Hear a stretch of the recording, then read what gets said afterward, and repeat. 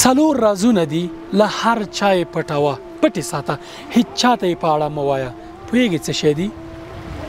دا رازونه که ته پې عمل وکړې او پټې وساتې هیڅ چاته یې ونه وایې همیشه به په ژوند کې بریالی خلکو سره اړیکې به دي همیشه ښې او همیشه به مشکل درته نه جوړیږي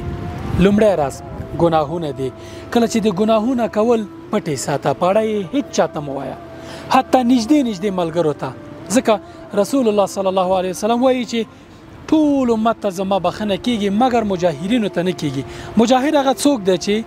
شپې ګناه کوي سهار راځي ټول خلک خبرې ما خو بېګا دا ګناه کړې ده بل دا چې که ته یو ملګري ته ووایې چې ته پې ډېر ګران یې چې ما دغه ګناه کړې ده بله ورځ که ته ښه انسان هم شې هغه به تا ته په همغه سترګه ګوري په کومه سترګه چې هغه خبر شوی چې تا ګناه کړې ده یا تا ورته ویلي دویمه عبادتونه دي الله پاک ته پټ پټ عبادتونه کوه ځینې عبادتونه دي چاته مه وایه ځکه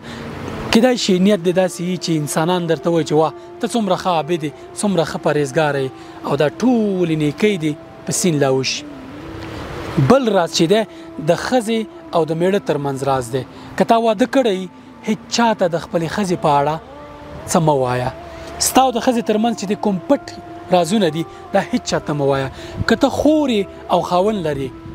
د خاوند په اړه د رازونه هیڅ ښځې ته مه وایه هیڅ چاته مه وایه څومره چې درته نږدې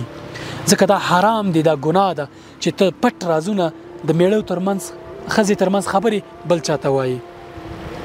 او څلورمه خبره ده چې کله دې له چا سره خبرې کولې او هغه شاوخوا کتل چې څوک یې وانه نو دغه پټ ساته دا امانت دی ځکه هغه نه غواړي چې ته بل چاته وایي دا خو لا پرېږده چې ملګری تا ته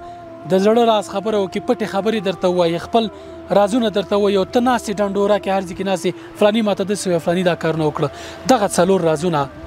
همیشه پټ ساته ته به رښتینی انسان